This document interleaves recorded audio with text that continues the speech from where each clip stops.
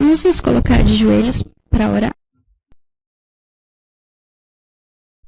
Querido Deus, te agradecemos, Senhor, porque nesta noite o Senhor nos trouxe até a sua casa.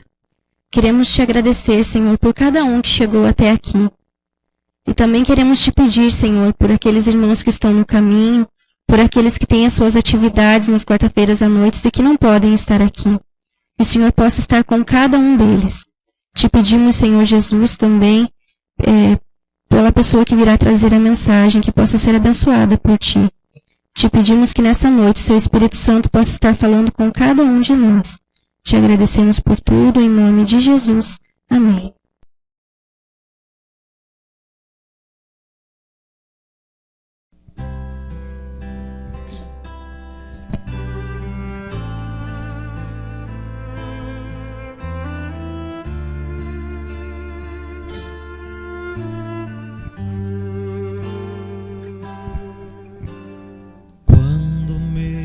Esforços não valem nada, sinto que já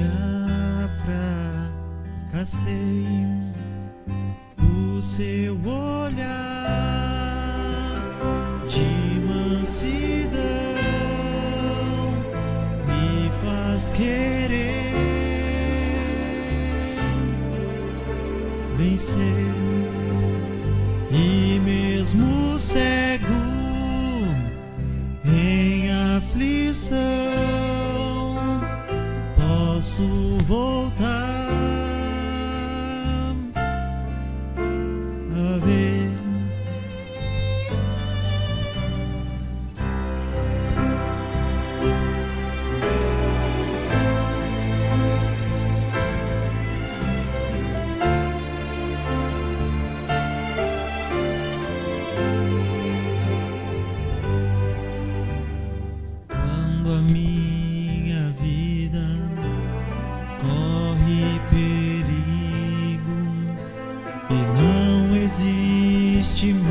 Solução, o seu olhar de mansidão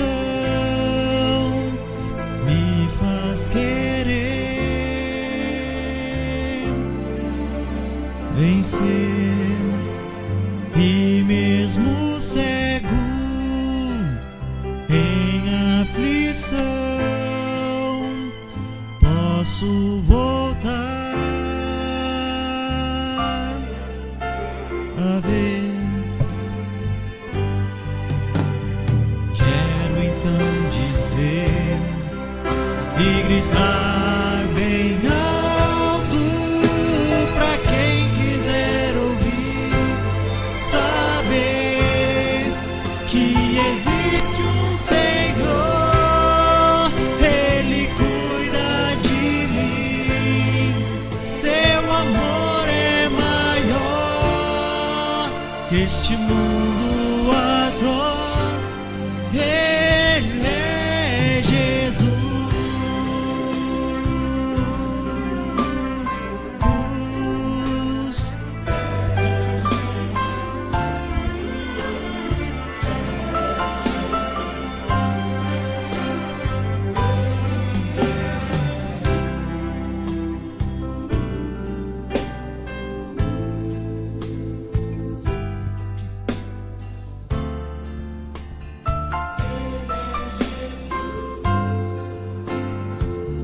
Seu olhar de mansidão me faz querer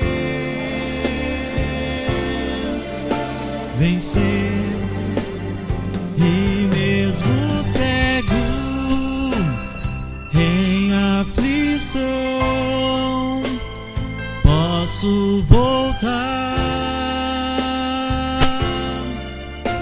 a ver. O seu olhar, olhar de mansidão me faz querer vencer.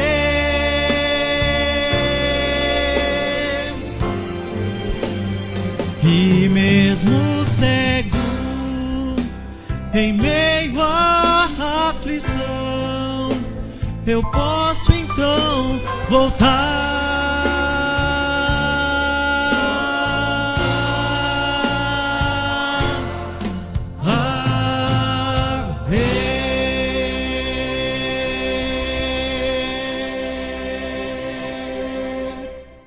Amém?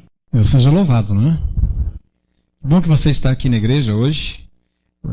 Nós estamos no meio da semana. E no meio da semana é sempre um pouco mais difícil de vir, né? Trânsito, pelo trabalho, alguns estudam. Mas você deu um jeito e aqui está para adorarmos nosso Senhor. Nós tivemos um momento bom agora, um momento de pedidos, agradecimentos a Deus. Não sei se você percebe, mas quando a gente fala é mais agradável do que só sentar aqui e ouvir, né? Você tem um espaço para falar, pensa, desabafar. Eu vou confessar a vocês, a gente não consegue lembrar de todos os pedidos feitos, mesmo que o grupo seja menor. Mas a gente fica satisfeito que Deus não esquece nenhum, anotou um por um, né? Bem correto, cada uma das coisas. Deus sabe todas as coisas e Ele não se perde nisto. Eu estava pensando outro dia que quando a gente anda de ônibus, eu ando muito pouco de ônibus, você sabe que eu uso carro, né? Mas eu gosto de andar de ônibus, que cada gosto, né? Mas eu gosto, desde que ele não seja os horários piores, né? Mas em época de política, eu vou dizer época de política porque é porque as pessoas mais falam assim, querem palpitar sobre algum candidato, sobre alguma eleição, alguma coisa. E às vezes você está do lado assim e você escuta algum comentário de alguém fez ou não fez alguma coisa, e você fica com uma vontade de entrar na conversa e dizer, não é bem assim, você está enganado, né? Já sentiu isso? Já, né? Situação, mas... Eu já entrei na conversa quando alguém fala assim sobre uma rua e a gente vê que está indo para o lado errado, escuta, não, a rua é para cá, você entra, isso é fácil. Mas se é um assunto assim mais complexo, como política, ou então sobre o trabalho de alguém, ele está trabalhando e está emitindo uma nota fiscal, por exemplo, errada, não tem nada com o peixe, a gente fica quieto e... Eu fico pensando, sabe o quê? Do que a gente conversa em casa. E a gente fica discutindo uma teologia assim, sobre as coisas de Deus. E pensa, não tem ninguém escutando. Tem os anjos escutando, né? E os anjos ficam olhando e falam, puxa vida, não posso falar nada do que eles estão dizendo aqui. E olha, você pode ter certeza que tanto você quanto eu já falamos alguma coisa que o anjo queria se meter na conversa. Algumas vezes ele consegue se meter nessa conversa por causa do dom do Espírito Santo e ele vem e orienta a gente. Mas nem tudo é tão importante que precisa ser orientado. Então ele só escuta e fala, vai ter que esperar ir para o céu para entender o que ele está dizendo. Eu não vou ler direto na Bíblia. Eu vou ler, mas você não vai ler. Você fala de cor. Você tem memória melhor que eu. Em Mateus 24, versículo 14, diz o seguinte, e será pregado o evangelho do reino por todo o mundo, para testemunho de todas as nações, e então virá o quê? Virá o fim. Você sabe disso, né? E sabe que é incrível com esse negócio de redes sociais, eu confesso a vocês, eu não gosto. Mas não tem jeito, vocês têm. Então eu recebo WhatsApp que o pessoal me manda, de vez em quando eu tenho Facebook, mas não olho, não tento se comunicar comigo por Facebook, é perda de tempo. Mas uma vez na vida eu olho. E daí quando eu olho lá, tem essas mensagens de decreto dominical, que o presidente, que o papa, que não sei o quê...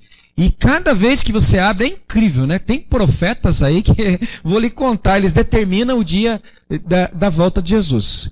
E alguém pensa, não, eu tenho que falar, sabe por quê? Porque agora é verdade. Agora é verdade.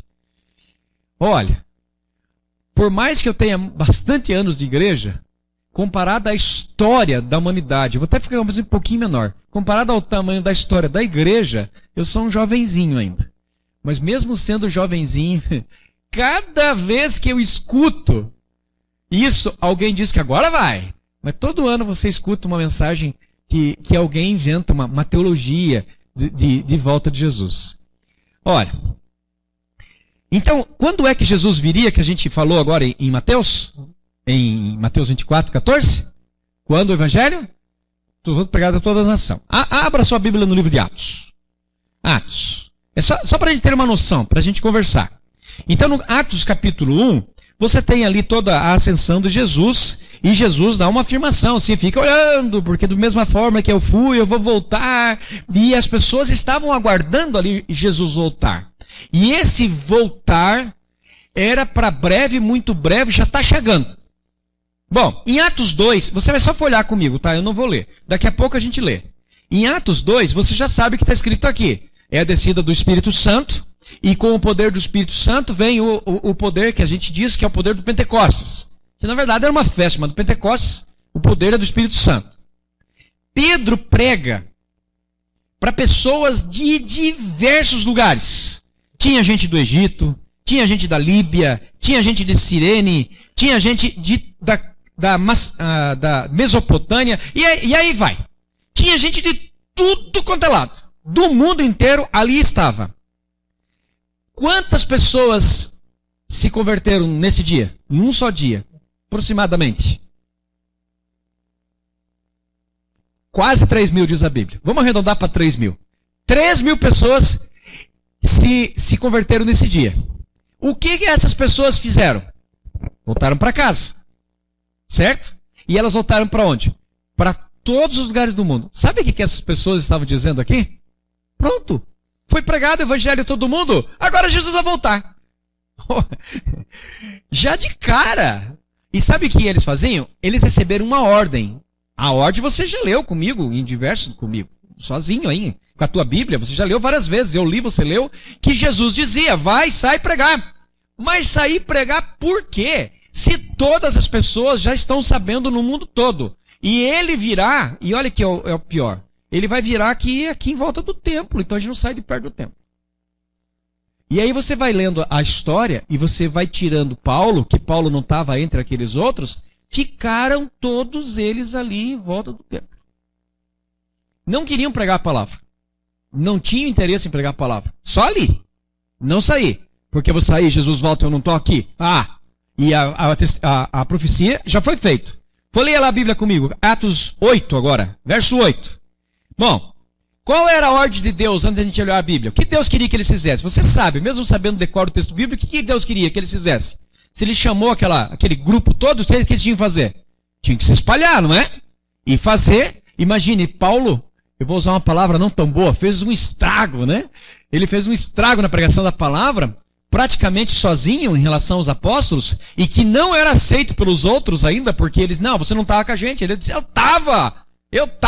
eu vi Jesus, foi ele que me chamou. Por isso que ele fala o tempo todo, eu, Paulo, apóstolo do Senhor, para afirmar, eu sou apóstolo, estou pregando.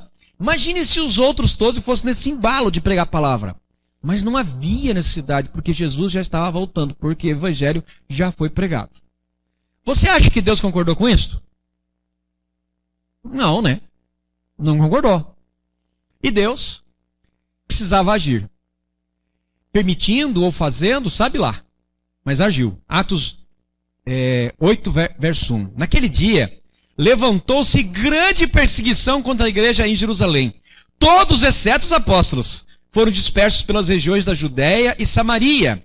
Alguns homens piedosos sepultaram Estevão e fizeram grande pranto sobre ele. E Saulo, porém, assolava a igreja e entrando pelas casas e arrastando homens e mulheres e encerrava-os no cárcere. Bom, o que Paulo fazia aqui? Era Saulo que vira Paulo depois, né? Ele era o perseguidor, estava prendendo pessoas. O que era isso? Uma perseguição. Quem estava sendo perseguido? Aqueles que ainda não tinham esse título, mas eram os cristãos. Mas para não serem presos, o que Deus fez? Saiam fora. Quem não foi? Os apóstolos, os teimosos, né? Está ali a perseguição, Deus está dizendo, vai, prega a palavra. E eles teimosos. Não queriam ir, queriam ficar pregando a palavra. Quem prega? A turminha de Estevão. Eles saem pregando. Entre eles, vocês já viram na sequência aqui, Felipe, ele vai a Samaria. Lembra que Samaria, dos samaritanos, que eles não gostavam? Não, vamos pregar para esse povo aqui. E aí depois eles saem pregando, acompanhando Paulo, e a mensagem sai se espalhando. E a mensagem é falada. Bom, eles achavam que sabiam, mas não sabiam. Quem sabia? Deus sabe. Vai comigo agora um pouquinho mais, em outro texto da Bíblia, um pouquinho antes disso. João 21, verso 22. Eu já vou ler o 22, só acompanha o contexto aqui. Jesus havia sido ressuscitado, ele já havia aparecido, Timóteo já tinha, ou melhor, Tomé já tinha colocado os dedos na ferida de Jesus. Jesus aparece novamente. Eles estão lá meio desanimadinhos. Eles vão à pescaria, tá nervoso, vai pescar, fizeram isso. Jesus aparece novamente. Eu digo novamente porque Jesus já tinha feito esse milagre na beira ali do Mar Vermelho, ali onde eles, Mar Vermelho. Falei certo, Mar Vermelho? Não, né? Do mar. Aí ele chama eles lá todos ali, não é do mar da Galileia.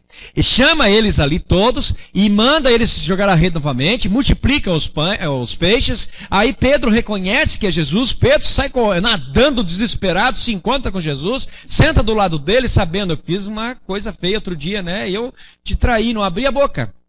E eles ali comendo do peixe que foi assado, de um pão que o próprio Jesus já tinha deixado pronto ali na fogueira. E Jesus pergunta para Pedro, Pedro, tu me amas? Ele, ô Senhor, claro que amo. Terceira vez, tu me amas? Ô Senhor, já perguntou isso? E na terceira vez, duas vezes, terceira vez, tu me amas, Pedro? E Pedro se irrita. E pergunta, pera lá, vai perguntar só para mim? E para esse aí, você não pergunta não? Quem é esse aí? Era João. E sabe que João é chamado o quê? Discípulo amado. Jesus querendo dizer, eu não estou falando com João, eu estou falando com você. Quando eu quiser falar com João, eu falo com João. Então ele responde da seguinte forma, isso que eu disse, verso 22. E respondeu-lhe Jesus, se eu quero que permaneça até que eu venha, que ele permaneça até que eu venha, que te importa? Quanto a ti, segue-me. Ou seja, sabe o que Jesus disse para Pedro? Você vai morrer. Você fugiu de mim, mas ele diz que você vai morrer. Você sabe que ele morre mais tarde crucificado. A tradição conta que ele pede para morrer de ponta cabeça, mas ele deu um recado. Ele entendeu o recado. A gente tem que ler mais ou menos aqui para entender. Ele entendeu o recado. Mas o que Jesus disse de João? Que te importa? Se eu quiser que ele viva até que eu venha, ele vai viver. Não é verdade que é assim? Mas sabe o que aconteceu depois? O povo pegou esse versículo aqui da época e João, como ele era o mais novo, ele viveu mais tempo que os outros, em termos desta história que nós estamos seguindo aqui. Ele era o caçulinha, era o menino. Ele não sabemos a idade exata dele, mas ele chegou perto dos 100 anos. E quando João já estava velhinho, assim, quase velhinho, o povo dizia, Jesus está voltando porque ele está quase morrendo. E se ele morrer, daí a profecia não cumpre. Então o que vai fazer? Vai voltar. E olha, que ideia. As pessoas tinham umas ideias estranhas sobre o que Deus está dizendo. Mas eu pergunto você sabe quando Jesus vai voltar? Não. Quem sabe? Deus sabe. Então na hora que ele voltar, vai ser a hora certa. Então, e o que mais Deus sabe? Deus sabe tudo. Todas as coisas ele sabe. Ele sabe exatamente, vou pensar alguém que é solteiro. Ele sabe exatamente o dia que você vai casar e com quem você vai casar. Vou dar uma notícia triste. Ele sabe também se você não vai casar. Ele sabe tudo. Ele tem esse conhecimento. Eu não esqueço de uma irmã da igreja que ela tinha os filhos meninos e ela orava, pedia, no pedido de oração que a gente fez, ela dizia, eu quero pedir a Deus que Deus abençoe as esposas dos meus filhos. E alguém diz, como esposa? Eles são casados? Não, mas eles vão casar um dia. E pela idade deles, já sei que elas nasceram. Aonde elas estiverem, que Deus abençoe elas. Eu não sei quem é, mas Deus sabe. E ela fez certinho. E conheço elas, excelentes esposas, excelentes cristãs. Deu certo a oração. E sabe de uma outra coisa? Elas não eram adventistas. Mas passaram a ser. Porque foram cuidadas por Deus. Porque Deus já havia pedido para elas, ali para elas. Abra sua Bíblia. Em Salmo 44, verso 21. Salmos 44, versículo 21. Eu vou ler mais um texto ou dois de Salmos, então mantenha aberto aí, tá? Salmo 44, versículo 21. 44, versículo 21. Porventura, não o teria atinado Deus, ele, que conhece os segredos dos corações? Deus sabe tudo. Até no segredo que vai no meu, no teu coração e daquelas outras pessoas que, quem sabe, você apresentou um pedido hoje aqui, dizendo, que Deus trabalhe no coração dela. Deus sabe o que vai nesse coração. Ele está ciente. Ele sabe exatamente o que vai ser, as coisas que vão acontecer. Ainda em Salmos 139 agora, vamos um pouquinho para frente. Salmos 139, versículo 1, e vou dar mais 2 versículos ali, já digo qual que é. Salmos 139, versículo 1, primeiramente.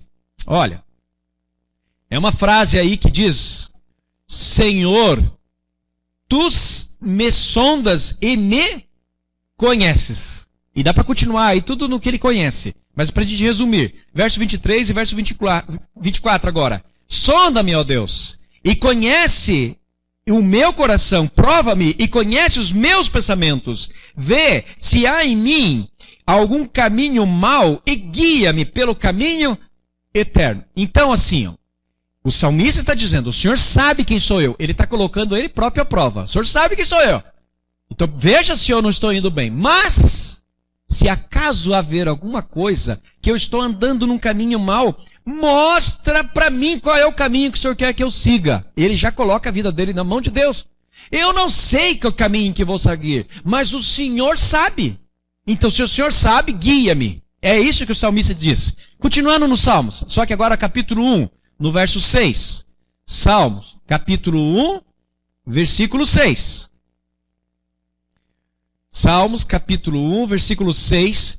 A Bíblia, ela continua falando aqui, agora, do poder de Deus, de conhecer cada pessoa, de cada ser. Verso 6 diz, pois o Senhor conhece o caminho dos justos, mas o caminho dos ímpios perecerá. Na verdade, o texto está poético aqui, mas ele conhece o caminho dos justos, conhece o caminho dos ímpios. E ele sabe por onde você vai. Ele sabe que caminho você vai seguir. E ele sabe exatamente o que ele está preparando para mim e para você. Ele sabe. Às vezes a gente quer saber mais do que Deus. E eu acho uma comédia, né? Porque não é uma comédia quando você está triste. Quando você está triste, você está chorando e tal. Mas quando a gente vai lá no céu, que você já não vai mais ter tristeza, você vai olhar para trás e falou, e eu estava discutindo com Deus ali ainda. Ele sabia certinho para onde que eu tinha que andar. Ele me apontava para eu andar. E eu ficava ali teimando com ele. E ele diz, por que teima? Eu estou falando para você qual é o caminho que você tem que andar. E ele está dizendo para mim e para você o caminho, vamos pegar como texto aqui, do justo. Esse é o caminho. Não é para eu escolher outro caminho. É para eu escolher o caminho que ele está apontando. E a gente não deve de teimar com Deus. Naum, Velho Testamento mesmo. Naum, capítulo 1, verso 7. Naum fala também ali que nós devemos de confiar no Senhor. Mas vamos ver juntos na Bíblia. Naum, capítulo 7. Naum é um livro pequeno e é um pouquinho ruim de achar. Você vai ter dificuldade de achar aí, mas fique tranquilo, eu também vou ter. Você não vai ficar sozinho procurando para lá e para cá, não. Eu também vou. Aí, achei, ganhei. É concurso esse negócio? Naum, fica entre Abacuque, ajudou bastante, né? E Miqueias, depois de Miqueias. É antes de Ageu, é antes de Abacuque, é antes de Zacarias, é depois de Miqueias, é depois de Obadias. Show lá? Abacuque capítulo 1, verso 7, diz assim, olha, Naum, eu li aqui e falei outra coisa. Naum capítulo 1, verso 7, o Senhor é bom, é fortaleza num dia da angústia, e conheces o que nele se refugiam. E quando é que eu me refugio em Deus? Quando eu confio em Deus. Então, quando eu deposito a minha confiança em Deus, ele diz, eu sei quem é você. Eu vou te ajudar. E sabe, às vezes a gente passa por dificuldades, por problemas, e a gente quer resolver sozinho. Vai sofrer, e bastante, quando a gente quiser resolver sozinho. Eu sei que nós também temos que ter ação. Eu não posso ficar orando, cantando, vindo à igreja, achando, não, Deus resolve, Deus resolve. Não, eu tenho que ter ação, a não ser se eu não tenho o que fazer.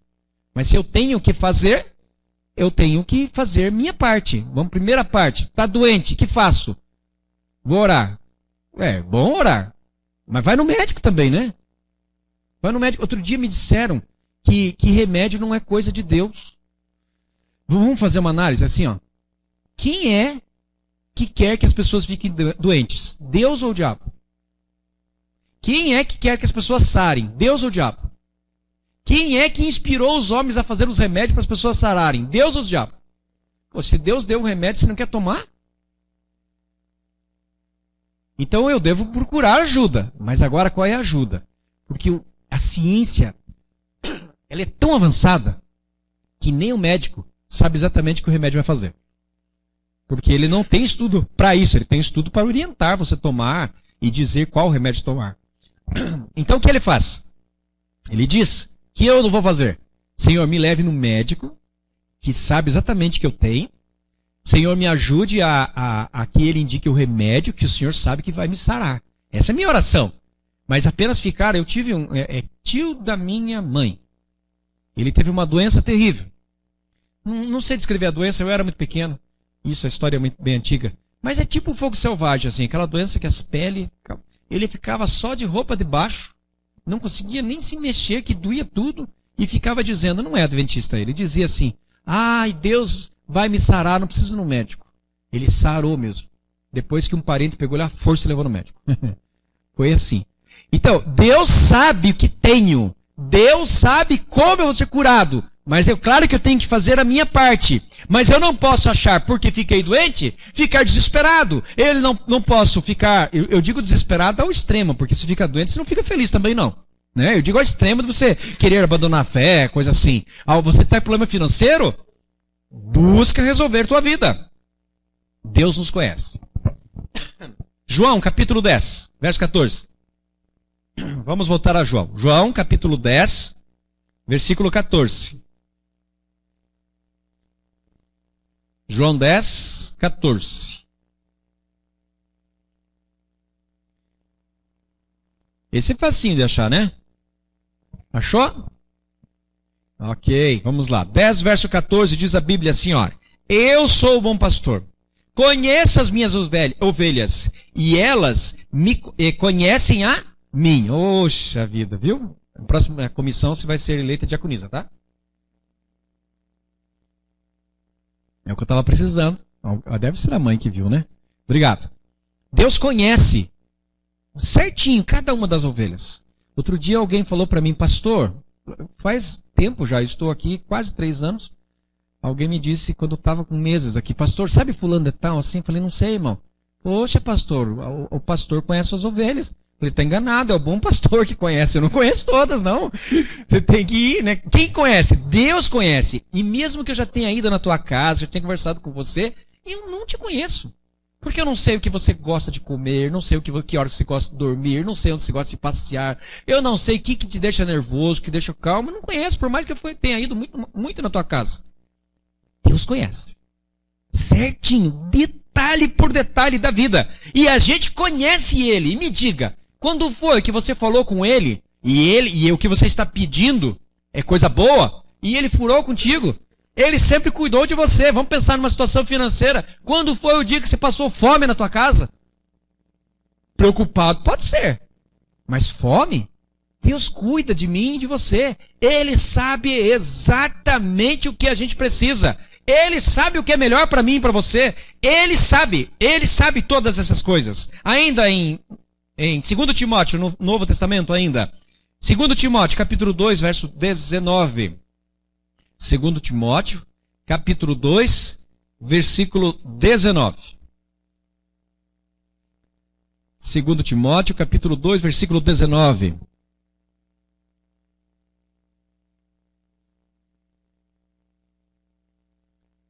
Vou contar para você como é que eu sei que a hora que eu leio, quando eu paro de escutar o barulho das folhinhas virando, né? Então acharam já, ou desistiram. Vamos lá, verso 19 diz, olha, entretanto, o firme fundamento de Deus permanece tendo este selo. O Senhor conhece os que permanecem, os que lhe pertencem melhor. E mais, aparta-se da injustiça todo aquele que professa o nome do Senhor.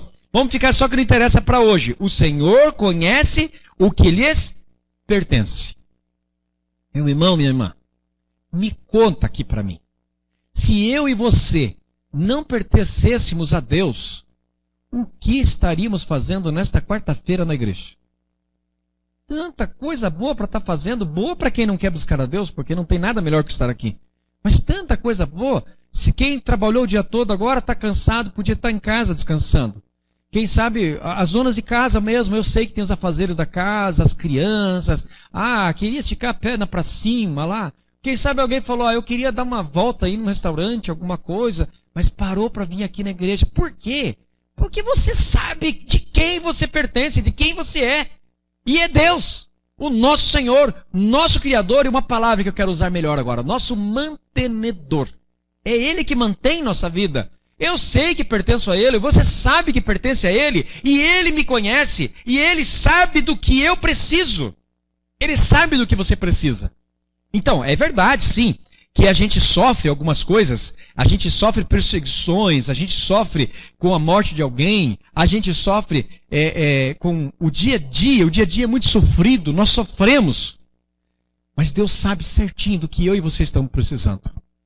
E se Ele quiser, Jesus volta amanhã, vamos dar uma data. Se Ele quiser. Se Ele não quiser, Ele sabe o dia melhor. Se Ele quiser, Ele te arruma um emprego e a tua vida financeira dispara. Se Ele quiser. Se Ele quiser, você fica rico. Se Ele quiser, qualquer problema de saúde que você tenha, sara. Vou dar um exemplo para vocês.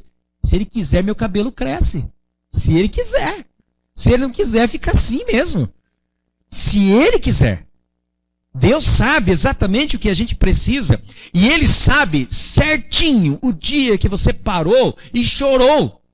Ele ouviu o teu choro. Ele sabe certinho naquele momento em que tua vida você estava angustiado, perturbado, preocupado. Ele sabe. Ele não está desatento. Ele não está surdo. E não está como algumas religiões dizem que Deus morreu. Não morreu nada. Deus está vivo, muito vivo, nunca morrerá e não vai nos abandonar. Mas Ele executa em nós a fé. Tanto a fé sobre as coisas da volta de Jesus, os últimos dias, quanto a fé do dia a dia nosso aqui. E eu vou lhe dizer, se por acaso a gente ficar teimando com as coisas de Deus, Ele não tem medo nenhum não de deixar coisas ruins acontecerem para ver se a gente volta para o caminho dele. Você leu comigo agora há pouco. O povo estava lá, não saía para pregar, ele manda perseguição. Sai pregar nem que seja na marra. Deus te pediu alguma coisa? Faça o que Ele pediu. Deus lhe apontou um caminho? Segue o caminho que Deus lhe apontou. Nada dessa história de seguir o coração, não. Que isso é coisa de televisão. Porque diz a Bíblia que o coração é enganoso. Vai para aquilo que Deus disse para você fazer.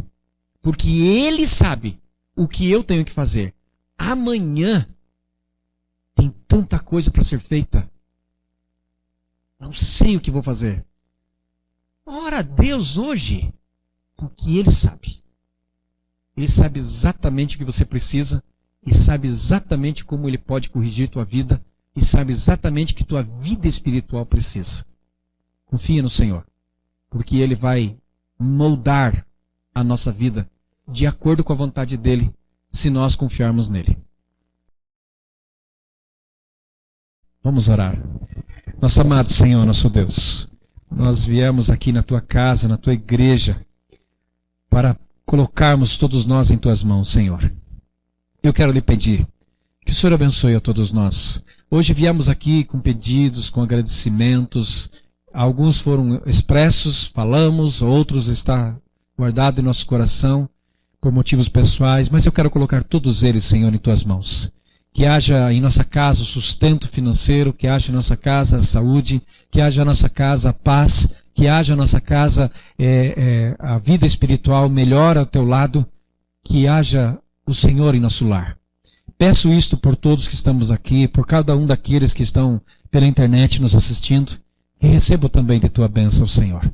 Que ali em nossa vida, em nossa casa, o Senhor possa ser um morador, um frequentador de todos os dias.